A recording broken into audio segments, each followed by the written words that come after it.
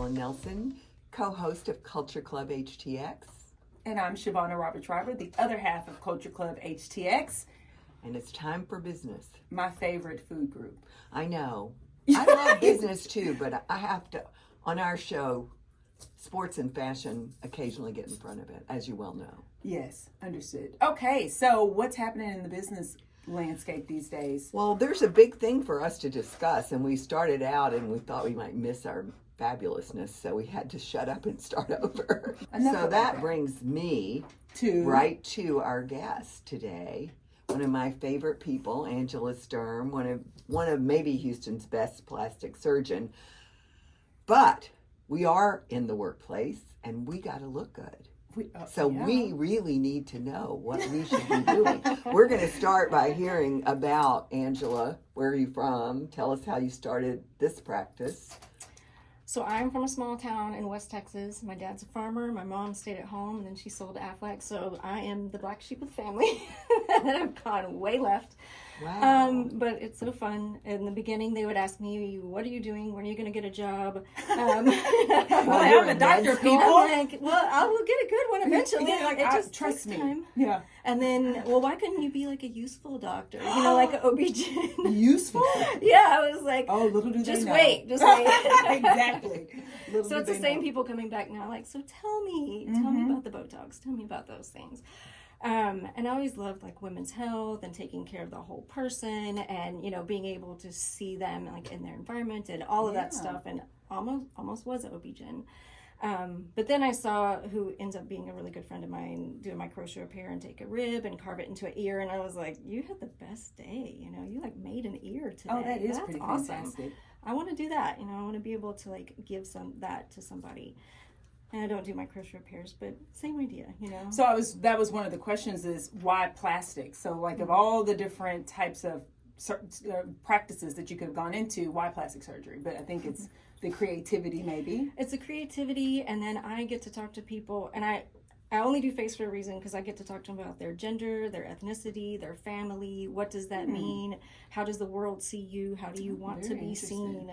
You know, and so one of my like favorite things to do, and I'm trying to come up with a word for this, and y'all are creative, so maybe you'll help me, is my favorite thing is like a culturally sensitive rhinoplasty. And so we're talking about like who you are, what does that mean? How does the nose know? Yeah, there you go.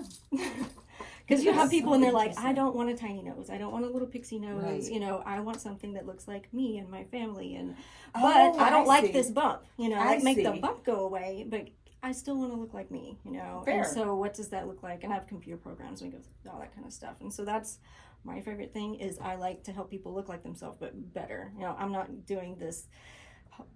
They come in and who is that person? You know, what do you have done? You know, like that is not what I want to do. Like you don't look like Bob. Yeah, look like you, but you can't put your finger on it. And what exactly did you know, what have you been doing? Like that's my favorite thing is it looks like you, but just that little bit. Is that your favorite surgery, rhinoplasty? I think so. Yeah, because it is so artistic, you know, and you are talking about all those different things. You know, I enjoy facelifts and the details that goes into that, but like there's just so much more like culturally with the rhinoplasty that you get to have conversations that they're not talking about that to anybody else, you know.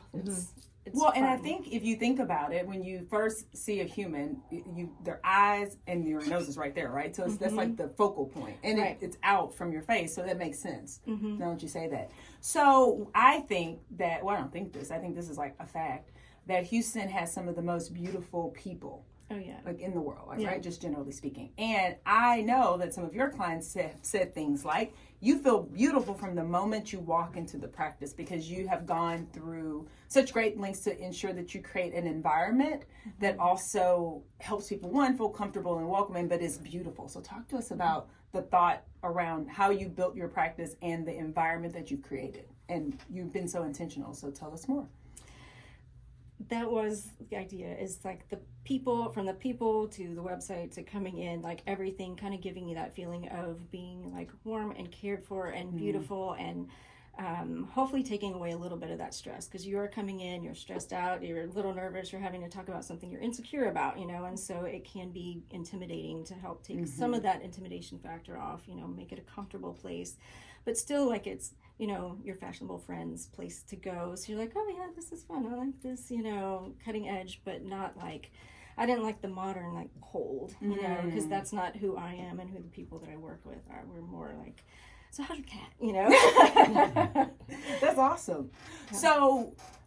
So did you get this idea, or, it's so smart, and I'm just thinking about it. How did you know? Did you just intuitively know the space is just important as the procedure and the service? Or did someone kind of give you a pro tip, or did you just intuit that was something that you need to focus on?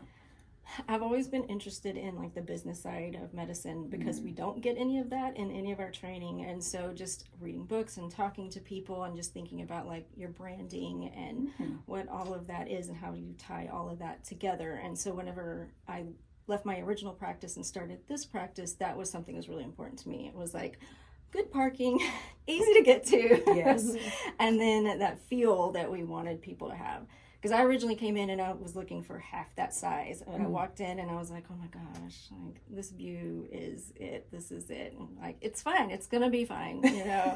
You saw the papers. It's going to be fine. Well, I should just let everybody know I am a customer. And it is absolutely a wonderful place to walk into.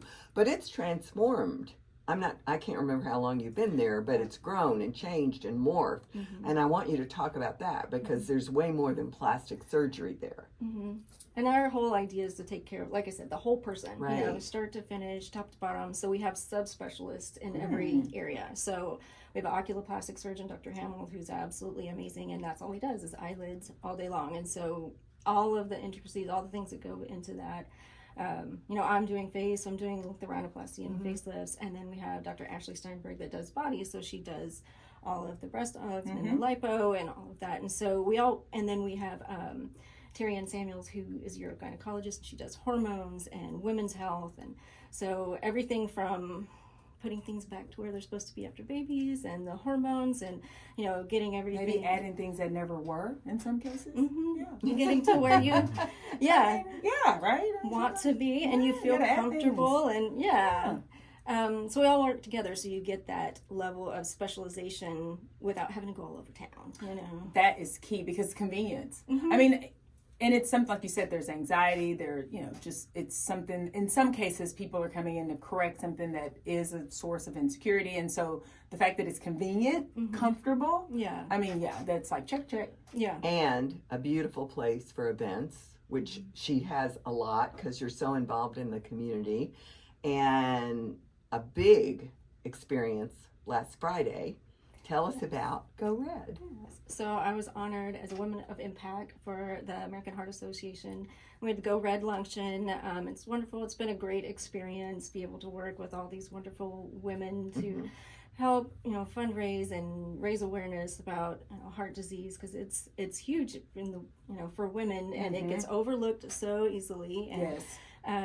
Just to be able to get people to understand, like, what are the symptoms? When should you worry? When should you go to the doctor? And then also fundraise to be able to get better treatment. So amazing people to work with, and it was a really good experience, and something that, if you don't take care of your heart, none of the rest matters. Your heart will take care of you. It'll get you. That's heart disease was my original family disease. Oh. My grandfathers died of heart disease. My parents, it was our family disease. I never thought that we'd have anything else. And even the cancer that my mother, my sister, and I had was so minor. It was really nothing. Comparatively speaking? Comparatively speaking, yes. It was cured and all of that. But so I'm, constantly watching blood counts and blood levels and all that stuff. So you're obviously super busy in your practice, of course, but you're doing things like Go Red and being a part of that initiative and being honored at the luncheon.